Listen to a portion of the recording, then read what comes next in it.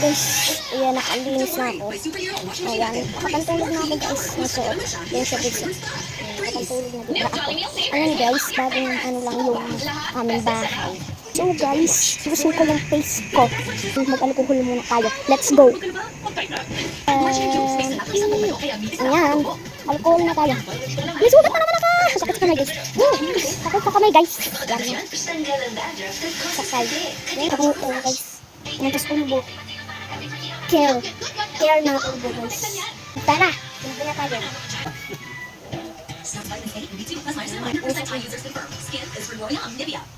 can get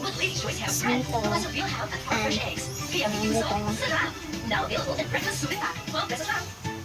Sa washing machine, kahit hindi naman powder, hindi naman siya. Kunin ko lang guys yung ano. Kunin ko lang yung panggalan sa kata. Kunin ko. Saan na ba yun? Wala dito guys. Wala dito mga ka-bestie. Wala dito. Ayan. Ayan. Hindi tayo guys. Isa pa dito kasi yung ayan. Ayan. Lumubog din sa mga kabilang lugar sa Metro Manila South area. Ayan. Oo, pati ito guys. Paano ko lang ako. Yung mga bestie. Ano gusto ko sa Facebook ko ay bestie Dani Vlog. Pero sa YouTube ko na.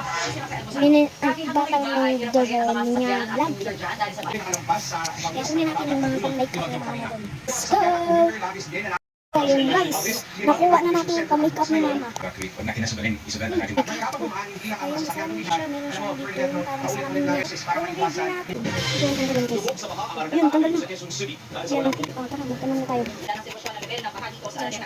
Nasa 30 to 15 meters or 30 to 15 feet pala Alvin. Ayun, dito sa kasi. Kasi makapunta tayo. Pero kung ano yung ng poste ng kuryente Alvin. Talagang hindi malalaan ng mga pulis ng masakyan at motor itong pamabaan ng Manila Avenue. At sarado na yung contract at contract ng RRMC sa Guys, ano na tayo? sa tuloy-tuloy na pag-ulan. Pwede natin mag-ina sa ng rescuers matapos malubog sa baha na madulas sa paglalakad. Okay, bye-bye guys.